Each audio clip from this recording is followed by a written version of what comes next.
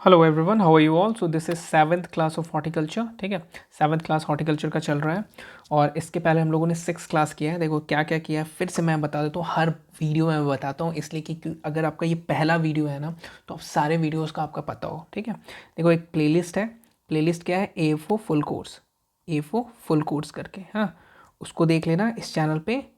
उसमें सारे वीडियोस रहेंगे, हर एक मतलब from from zero to zenith. ठीक है, फ्रॉम स्टार्ट टू एंड हर चीज़ मिलेगा टिल एएफओ। तुमको सब कुछ वहाँ पे मिल जाएगा हॉर्टिकल्चर का एएफओ के लिए। ठीक है, तो देखो अभी हम लोग जनरल एग्रीकल्चर किए हैं। जनरल एग्रीकल्चर का 1 से 6 क्लास तक किए हैं और एक ओरिएंटेशन क्लास भी हुआ है।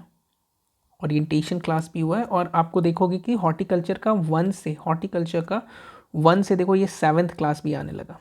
ठीक है, बहुत सारे क्लासेस हो गए, तो धीरे धीरे आप कंप्लीट करते जाना। ठीक है, टेलीग्राम जो है, टेलीग्राम का ग्रुप है, एक टेलीग्राम ग्रुप है, उसको ज्वाइन कर लेना। टेलीग्राम ग्रुप का जो लिंक है वो डिस्क्रिप्शन में होगा। हाँ, डिस्क्रिप्शन में लिंक है। ईमेल आईडी भी वहाँ पे है, अगर आपको कुछ भेजना हो, कुछ बात करना हो मुझसे तो आप मेल कर सकते हो मुझे। वैसे फ़ोन नंबर भी आपको मिल ही जाएगा टेलीग्राम पे, और टेलीग्राम पे भी आप मैसेज कर सकते हो, नो इश्यूज़। और अगर एक टेलीग्राम का पेड ग्रुप भी बना रखा है मैंने।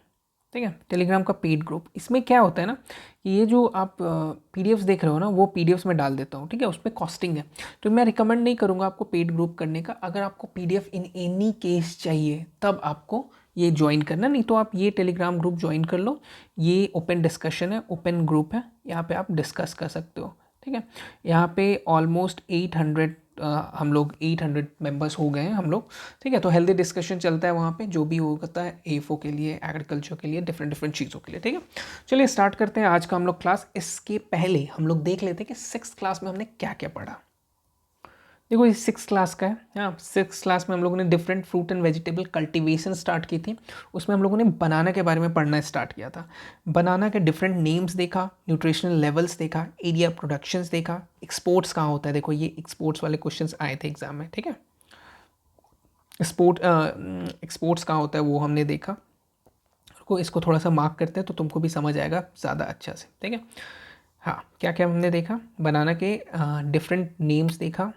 ठीक है, फिर हमने देखा न्यूट्रिशन लेवल, एरिया प्रोडक्शन देखा, फिर हमने देखा स्पोर्ट्स कहाँ होता है, क्लाइमेटिक सिचुएशंस देखा, ऑप्टिमम ह्यूमिडिटी, ये सब सब कॉमन प्लांटिंग सीजन्स देखा, हार्वेस्टिंग टाइम्स देखा, डाफ होता है, टॉल होता है, डिफरेंट डिफरेंट होता है, प्रोपगेशन टेक्निक्स बहुत इंपॉर्टेंट है, ये चीज़ को बहुत ध्यान से देखना।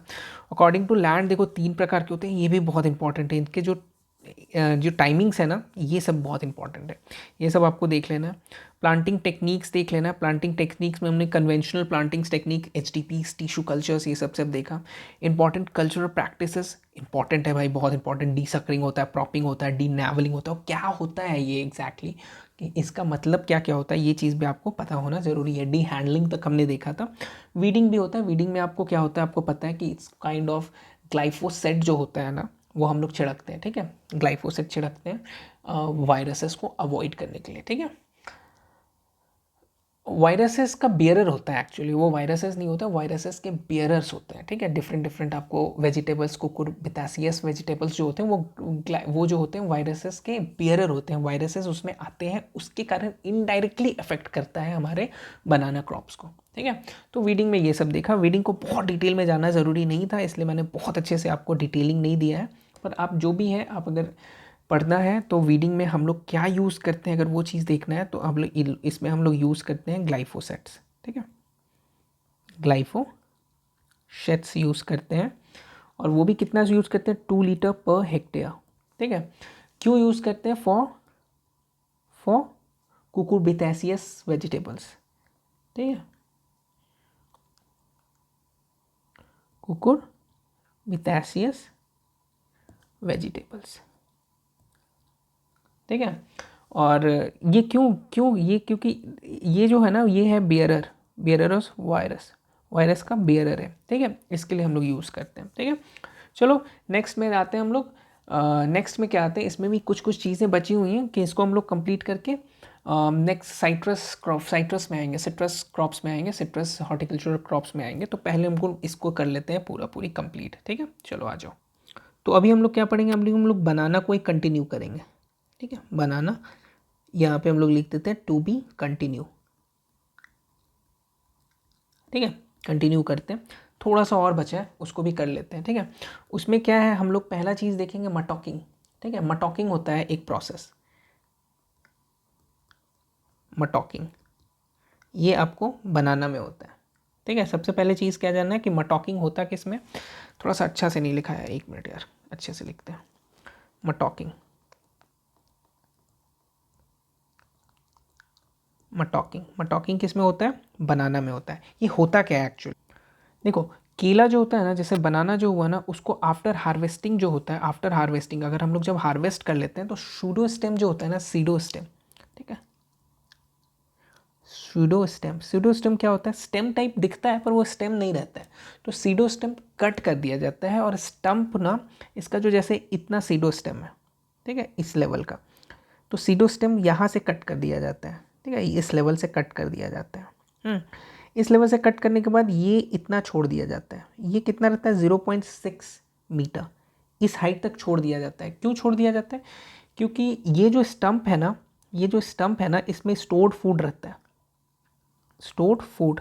हाँ, तो ये नरिश करता है। ठीक है, डॉटर शक्कर को, जो और शक्कर है, क्योंकि आपको पता है ये शक्कर से होता है, तो डॉटर शक्कर को नरिश करता है। हाँ, इसलिए सेडो स्टेम को इतना 0.6 मीटर तक छोड़ दिया जाता है, तो ये प्रोसेस को मटॉकिंग बोलते हैं। ठीक है, अब इसको हम लोग थोड़ा से अच्छे से लिख लेते हैं। तो हम लोग क्या लिखेंगे कि आफ्टर, हाँ ब्लू पेन से लिखते हैं, after harvesting, after harvesting the pseudo stem should be cut, leaving the stump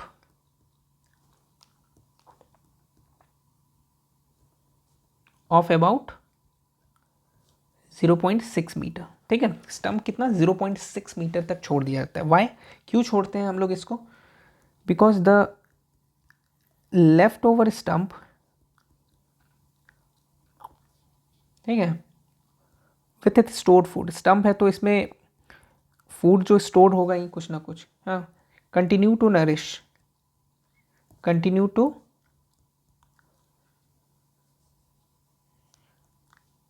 nourish the daughter sucker,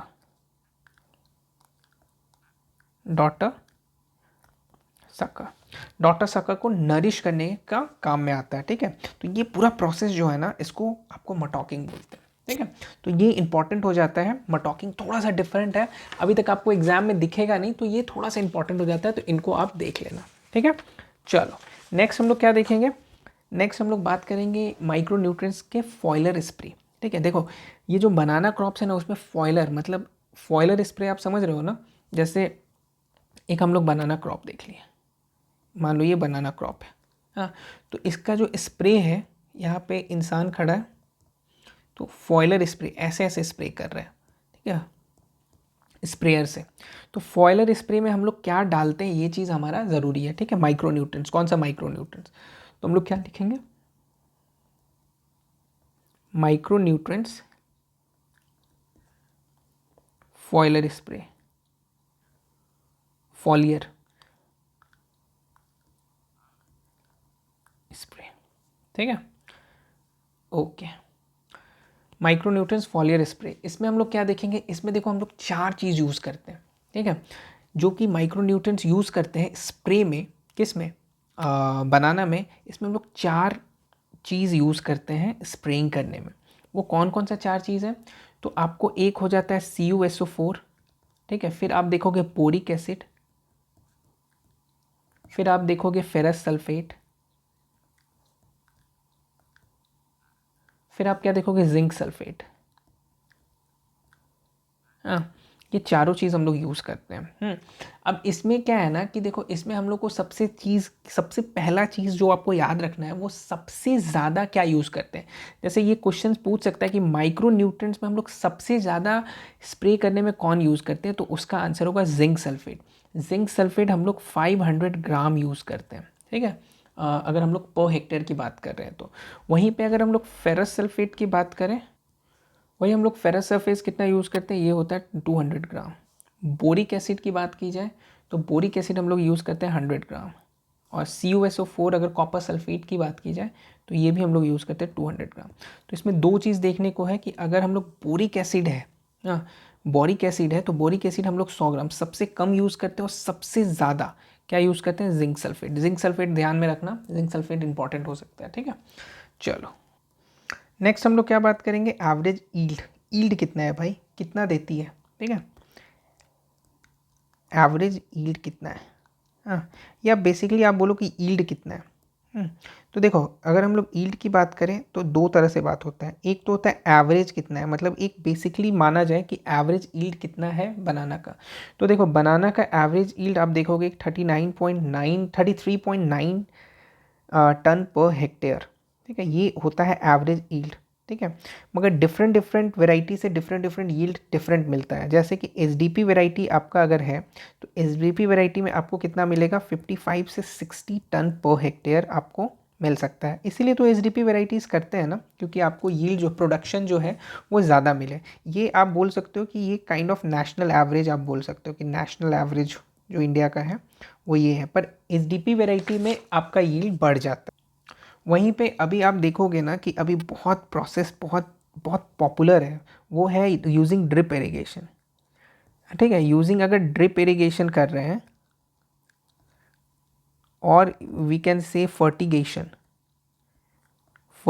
method से कर रहे हैं, तो इसका जो एवरेज यील्ड होता है वो बढ़ जाता है। कहाँ तक बढ़ जाता है पता है आपको, 100 टन पर हेक्टेयर, ठीक है। देखो कितना ज़्यादा बढ़ गया, ठीक है। तो ये तीनों चीज़ आपको याद रखने की चीज़ है कि आपको यील्ड कितना कहाँ पे है, ठीक है।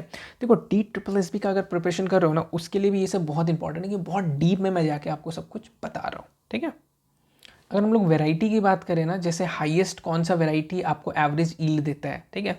अगर हम लोग हाईएस्ट वैरायटी की बात करें कि यील्ड में हाईएस्ट कौन सा है, जैसे वैरायटीज़ में हाईएस्ट प्रोडक्शन की बात करें ना, तो अगर हाईएस्ट प्रोडक्शन की बात करें तो इसका एग्जांपल्स आपको आएगा। जैसे हाईएस्ट प्रोडक्शन में किसका एग्जांपल्स दे सकते हैं, जो एक्चुअली में 50 से 60 टन पर हेक्टेयर है, ठीक है। इस प्रोसेस में उसमें एग्जांपल आप देखो डाफ कैवेंडिश, ठीक है। फिर आप देखो रोबुस्टा, फिर आप क्या देखो चीनिया केला होता है, बहुत नाम सुना होगा, चीनिया बहुत कॉमन सा है, ठीक है। तो इसका जो यील्ड है ना, इसका प्रोडक्शन जो है 50 से 60 टन पर हेक्टेयर तक रहता है। तो it's a good kind of production, अच्छा प्रोडक्शन है। तो ये चीज़ आपको ध्यान में रखना होगा। नेक्स्ट इंपॉर्टेंट चीज़ क्या आ जाता है, स्टोरेज टेम्परेचर,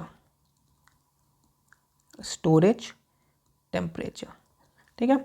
स्टोरेज टेम्परेचर की अगर हम लोग बात कर रहे हैं तो इसमें हम लोग टेम्परेचर और ह्यूमिडिटी दोनों देखेंगे। तो देखो अगर हम लोग टेम्परेचर की बात करें तो स्टोरेज टेम्परेचर कितना है, 13 डिग्री सेल्सियस से 14 डिग्री सेल्सियस। 12 में तो चिलिंग इंजरी होने लगता था याद है, और 8 में तो बहुत ज़्यादा इंजरी होता था, हम लोगों ने ऊपर पढ़ा था, मतलब पिछले वीडियो में देखा था, ठीक है। और ह्यूमिडिटी की बात करें कि ह्यूमिडिटी स्टोरेज टेम्परेचर में कितना रहता है, तो उसमें 90 से 95% ह्यूमिडिटी रहता है स्टोरेज टेम्परेचर में, ठीक है। तो ये जो है ना, इसमें क्या होता है ना, बनाना को इसमें आप स्टोर कब तक कर सकते हो, ठीक है। तो इसमें क्या कर सकते हैं, स्टोर्ड अप टू 3 वीक तक आप स्टोर कर सकते हो, ठीक है। और कंट्रोल्ड एटमॉस्फेयर में अगर आप रखते हो, बहुत ज़्यादा कंट्रोल्ड एटमॉस्फेयर, हाँ, तो अब स्टोरेज में आप लोग क्या देखेंगे, इन कंट्रोल्ड एटमॉस्फेयर, बहुत ज़्यादा कंट्रोल्ड एटमॉस्फेयर में रखोगे तो up to you can say 6 week तक भी आप कर सकते हो 14 डिग्री सेल्सियस पे, ठीक है। इन चीज़ों को देख लेना, it's a important thing, important aspect है ना। ओके, एक और चीज़ हम आपको बताते हैं, ड्रिप इरिगेशन के डोजेस, ठीक है। ये भी एक इंपॉर्टेंट चीज़ है, इसको भी देख लो, ड्रिप इरिगेशन डोजेस, तो रेड पेन से लिखते हैं, ड्रिप इरिगेशन डोजेस, ठीक है। ड्रिप इरिगेशन डोजेस ये भी एक इंपॉर्टेंट एस्पेक्ट है जिसको आपको ज़रूर देखना चाहिए। ड्रिप इरिगेशन डोजेस में क्या है ना कि 3 पार्ट में इसको बांट दिया गया है। एक तो देखते हैं 4th मंथ में कितना होता है, 4th मंथ में कितना डोज देते हैं, एक होता है 5th मंथ में कितना डोज देते हैं, ठीक है। और हार्वेस्टिंग के 15 डेज, ऐसे लिखो 15th डेज बिफोर हार्वेस्टिंग, ये कितना डोज देते हैं, ये 3 पार्ट में बटा हुआ है, ठीक है, ड्रिप इरिगेशन डोजेस। इसमें क्या होता है ना कि अगर हम लोग 4th मंथ की बात करें तो इसमें 15 लीटर आपको इरिगेशन वाटर देते हैं। इसमें अगर हम लोग 5th मंथ में देखें तो 20 लीटर देते हैं। और अगर हम लोग बात करें कि 15 डेज बिफोर हार्वेस्टिंग तो वहाँ काफ़ी ज़्यादा हो जाता है, 25 लीटर। ऐसे क्वेश्चंस भी देखने को मिले हैं, तो इसको भी आप थोड़ा सा ज़रूर देख लेना, ठीक है। चलो नेक्स्ट हम लोग स्टार्ट करते हैं साइट्रस। नेक्स्ट क्या पढ़ेंगे हम लोग, साइट्रस। ये बहुत इंपॉर्टेंट है क्योंकि इसमें वैरायटीज़ 3-4 है और तीनों चारों वैरायटीज़ बहुत इंपॉर्टेंट है, ठीक है। साइट्रस के पहले इंपॉर्टेंट चीज़ें देखेंगे हम लोग। सबसे इंपॉर्टेंट चीज़ क्या देखेंगे, इसकी फैमिली। इसकी फैमिली क्या है, तो फैमिली कौन सा है, तो फैमिली है रूटासी। फैमिली कौन सा है, रूटासी, ठीक है। नेक्स्ट हम लोग क्या देखेंगे, इसको एक और नाम से बोला जाता है, इसका नाम है fruit of godly tree. Fruit of godly tree, ठीक है। ये सब ऐसे ऐसे नाम आपको बहुत इंपॉर्टेंट हो जाते हैं क्योंकि क्वेश्चंस कहीं से भी आ सकते हैं, ठीक है। तो फैमिली देख लिया, अब हम लोग इन्फ्लोरेसेंस देख लेते हैं। इन्फ्लोरेसेंस, इन्फ्लोरेसेंस क्या है, इन्फ्लोरेसेंस है काइमोस, ठीक है। इन्फ्लोरेसेंस कौन सा हो गया, काइमोस। नेक्स्ट क्या है, नेक्स्ट इंपॉर्टेंट चीज़ क्या है, नेक्स्ट है types, type of fruit, type of fruits,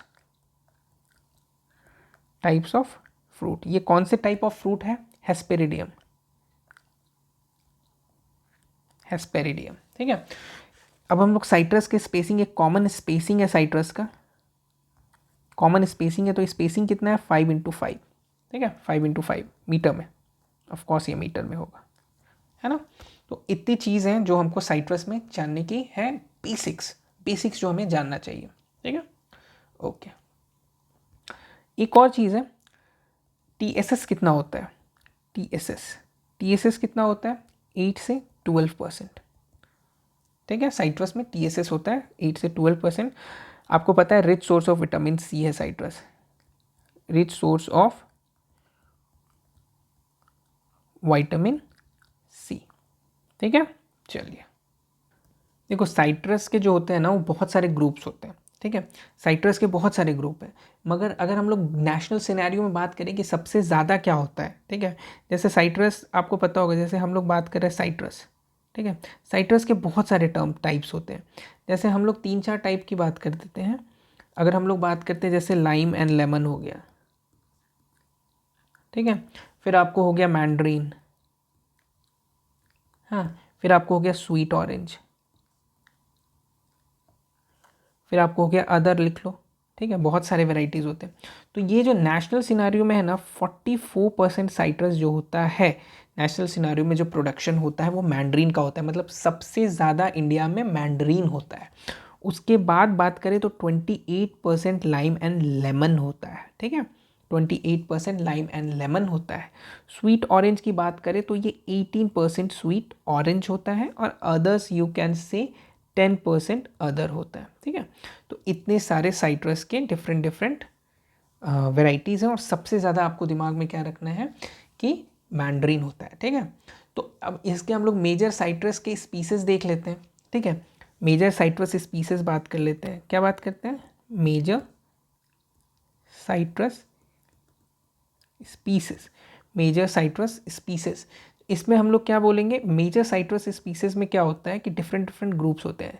जैसे हम लोग 4 इधर ही कर लेते हैं, लिख लेते हैं। मेजर कौन कौन सा होता है, तो पहला होता है एसिड ग्रुप,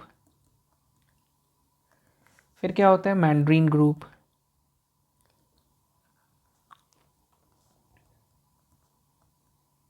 है ना। फिर होता है ऑरेंजेस, फिर आपको क्या होता है ग्रेप फ्रूट ग्रुप, ठीक है। मेजर स्पीसीज आपको इतना होता है। फिर हम लोग इसमें बात करेंगे, जैसे एसिड ग्रुप है ना, एसिड ग्रुप में कौन कौन सा आ जाता है, तो एसिड ग्रुप में 2 आ जाता है, एक हो जाता है लाइम, फिर आ गया लेमन, ठीक है। फिर आपको मैंड्रीन ग्रुप है, मैंड्रीन ऑरेंज होता है, ठीक है। एक होता है स्वीट ऑरेंज, स्वीट ऑरेंज एक अलग ग्रुप हो गया, ठीक है। मैंड्रीन ग्रुप में हम लोग मैंड्रीन ऑरेंज लिख लेंगे, लिख लो Mandarin orange.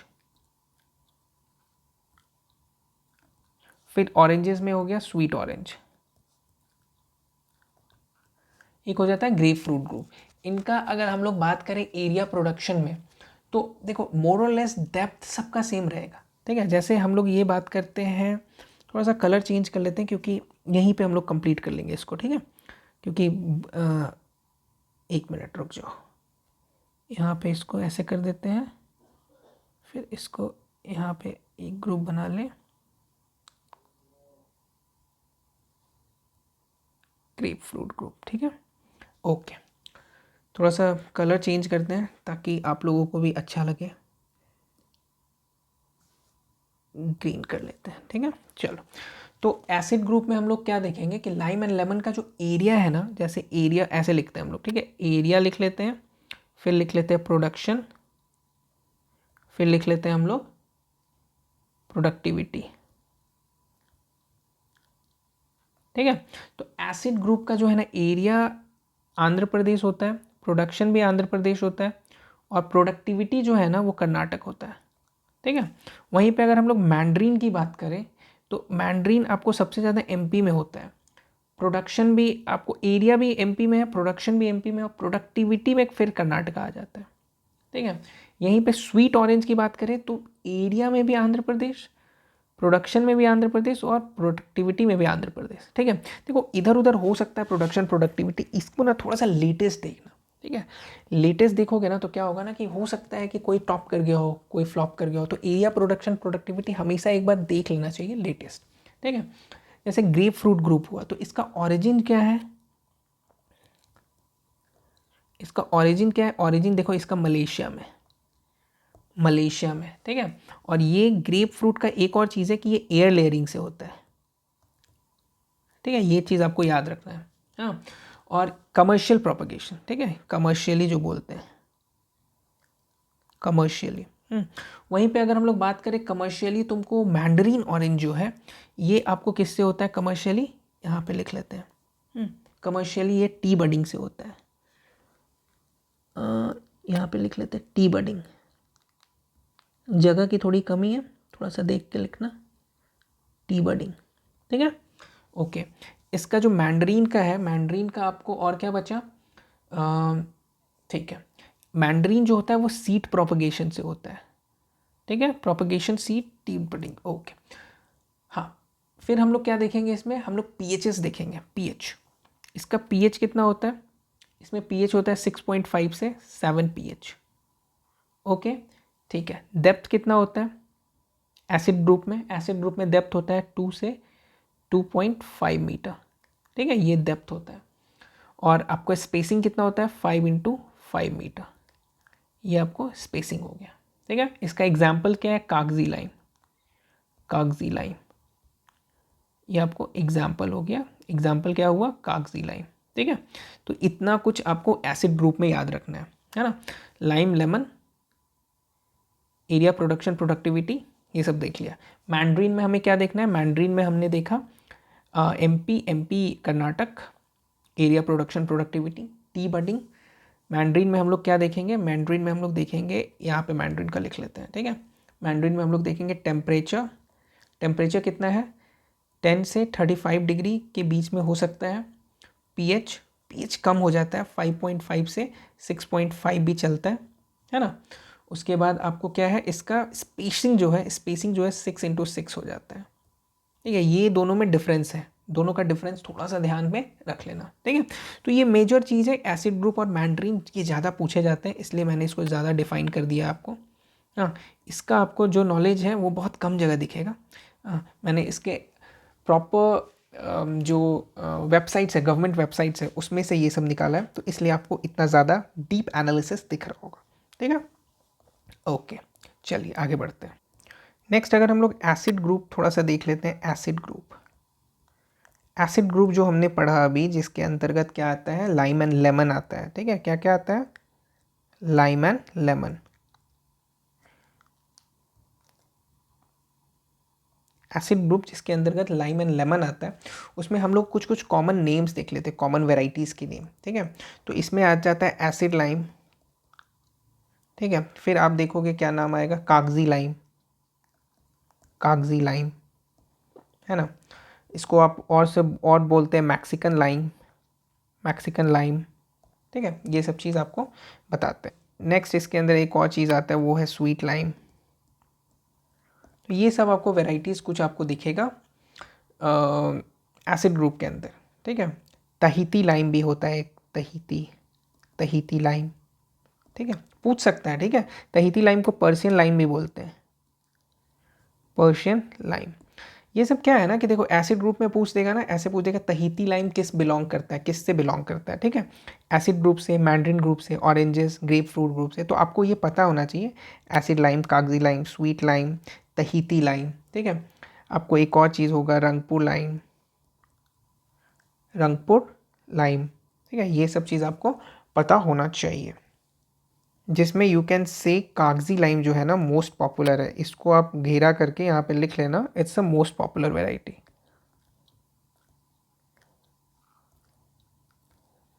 Most popular variety है। ठीक है,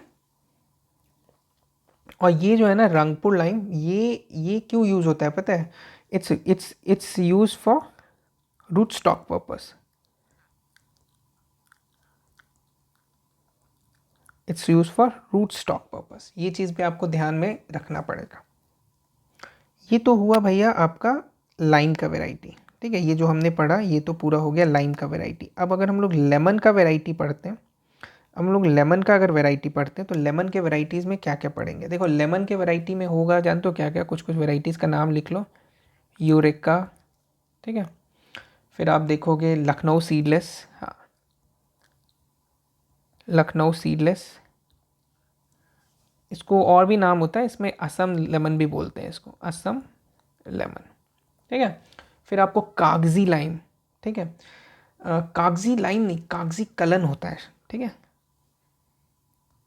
कागजी कलन, कागजी लाइम तो इसमें होता है। ठीक है, जो एसिड ग्रुप है, लाइम वेराइटीज़। हाँ, और ये कागजी कलन होता है। फिर आपको एक और यूरेका, यूरेका, ये सब वेराइटीज़ आपको लेमन के हो जाएंगे। ठीक है, और ये सब वेराइटी आपको लाइम के हो जाएंगे, है ना।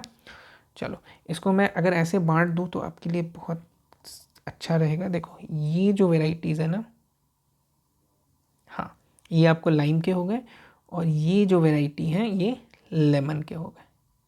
ठीक है, इसको थोड़ा सा हम लोग कलर कर देते हैं ताकि आपको आपके दिमाग में अच्छे से बैठ जाए, परफेक्टली बैठ जाए कि what we are talking about. थोड़ा सा कलरफुल नोट्स बनाने से क्या होता है कि पढ़ने में मज़ा आता है। वेट फॉर ए मोमेंट, थोड़ा सा मैं टाइम ले रहा हूँ आपका, ऑल बिकॉज की एक जगह लिखा गया, और थोड़ा सा मैं इसको, इस चीज़ को ना, थोड़ा सा नोट्स को ना अच्छा रखना चाहता हूँ ताकि आप लोगों को भी पढ़ने में अच्छा लगे।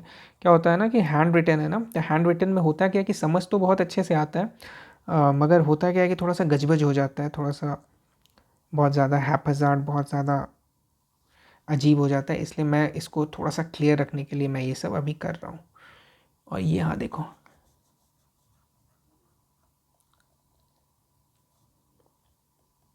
ठीक है, चलो ये दो ग्रुप हो गया। यहाँ पे लेमन का कर देते हैं ताकि आपको समझ आए कि ये हमने लेमन की बात की, और यहाँ पे हम लोग कर देते हैं लाइम की, तो आपको समझ आएगा कि ये लाइम की बात हो रही है। ठीक है, एज सिंपल एज दैट। चलिए आगे बढ़ते हैं हम लोग। एक इम्पॉर्टेंट चीज़ इसमें हम लोगों ने जो पढ़ेंगे, जो अभी हम लोग पढ़ेंगे, देखो एसिड ग्रुप हुआ, ये क्या किया, एसिड ग्रुप हुआ। एसिड ग्रुप में हमने क्या देखा? एसिड ग्रुप में हमने देखा दो चीज़, लाइम, लेमन। ठीक है, दो चीज़ देखा, दोनों चीज़ें के हमने क्या पढ़ा, दोनों चीज़ को हम लोग वेराइटीज़ पढ़े। ठीक है, अब हम लोग देख लेते हैं इसमें प्रोपगेशन। देखो लाइम जो है ना वो प्रोपगेट किससे होता है? सीड से होता है। ठीक है, प्रोपगेशन सीड से होता है।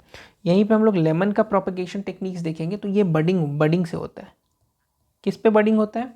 On trifoliate orange, on trifoliate orange, और यू कैन से और रंगपुर लाइम, रंगपुर लाइम। ठीक है, इस पे होता है। ठीक है, तो ये काइंड ऑफ रूट स्टॉक होता है, आपको पता है। तो कॉमन यूज रूट स्टॉक जो हम लोग बात करेंगे, ये कॉमन रूट स्टॉक कौन सा यूज होता है? ठीक है, हम लोगों ने यहाँ क्या पढ़ा, देखो Rangpur lime is use as a rootstock purpose. तो रूट स्टॉक के लिए कॉमनली कौन कौन यूज होता है, तो हम लोग एक और टॉपिक लिखेंगे, उसका नाम रहेगा कॉमनली यूज्ड रूट स्टॉक। ठीक है, कॉमनली यूज्ड रूट स्टॉक।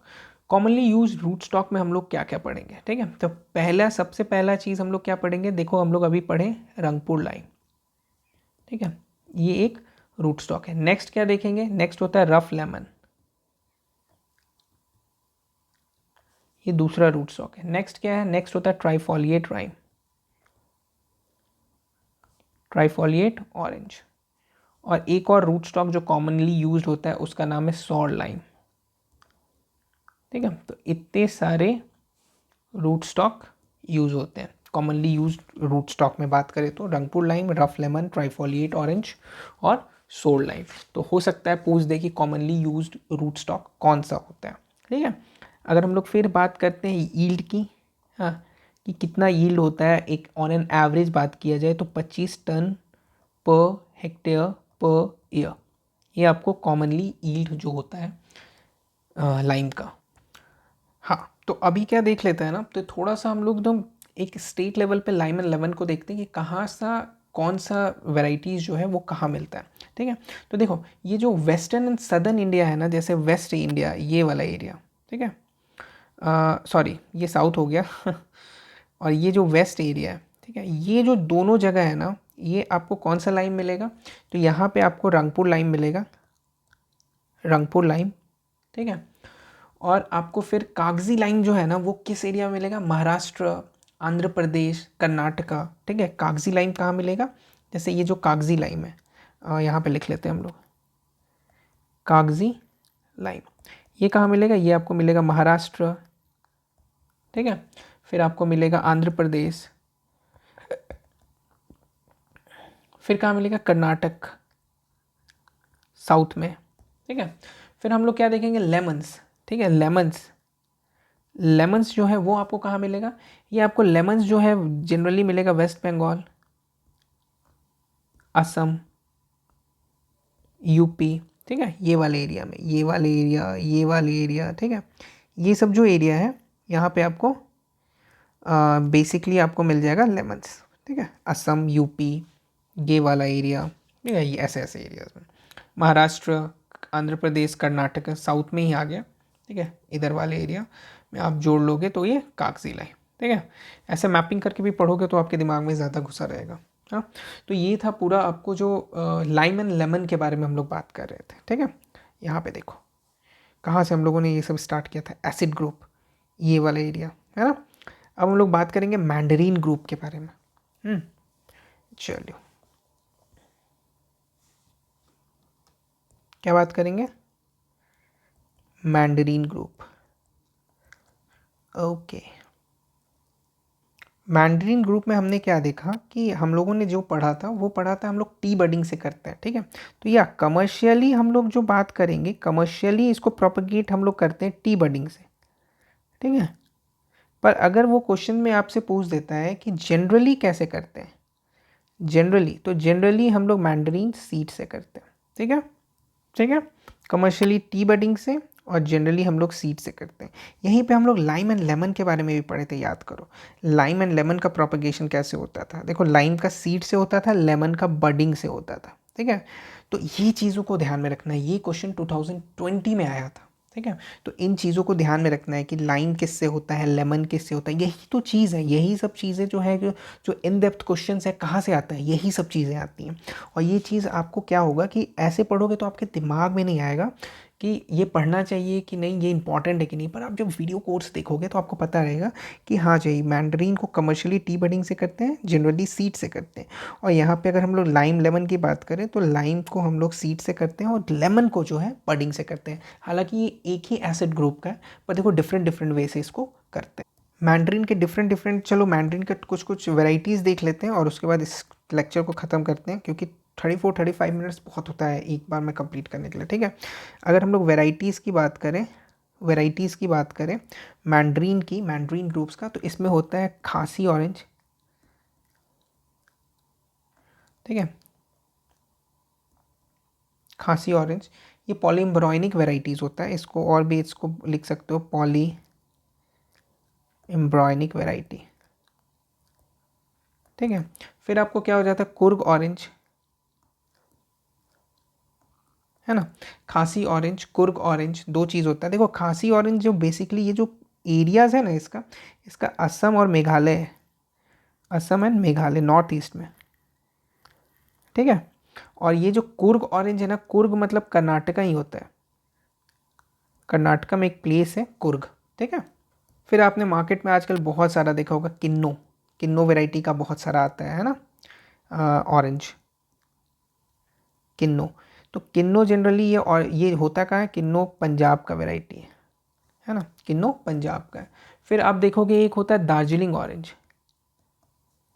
हाँ, दार्जिलिंग, दार्जिलिंग ऑरेंज। ये दार्जिलिंग ऑरेंज कहाँ का है, दार्जिलिंग ऑरेंज अगर आप एरिया का देखो तो सिक्किम, फिर आप देखोगे वेस्ट बंगाल, ठीक है। दो जगह का आपको ये रहता है। एक होता है नागपुर संतरा, जो नॉर्मल संतरा जो होता है ना, नॉर्मल जो संतरा खाते हैं हम लोग, वो क्या होता है, वो नागपुर संतरा होता है, नागपुर संतरा, ठीक है।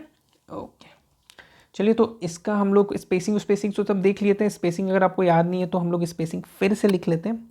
स्पेसिंग कितना था इसका, इसका था 6x6 था, और वहीं पे लाइम एंड लेमन का कितना था, 5x5 था, ठीक है। तो इसको यहीं पे कंप्लीट करते हैं, और हम लोग नेक्स्ट हम लोग क्या जाएंगे, नेक्स्ट हम लोग जाएंगे, अभी हम लोग का नेक्स्ट बचा हुआ है ऑरेंज में ही हम लोग क्या क्या करेंगे, ऑरेंज में ही हम लोग करेंगे स्वीट ऑरेंजेस, ये जो स्वीट ऑरेंज है, फिर ग्रेप फ्रूट ऑरेंजेस, इसको करके हम लोग साइट्रस क्रॉप्स को, साइट्रस ग्रुप्स को कंप्लीट करेंगे, ठीक है। चलिए, thank you so much, bye bye.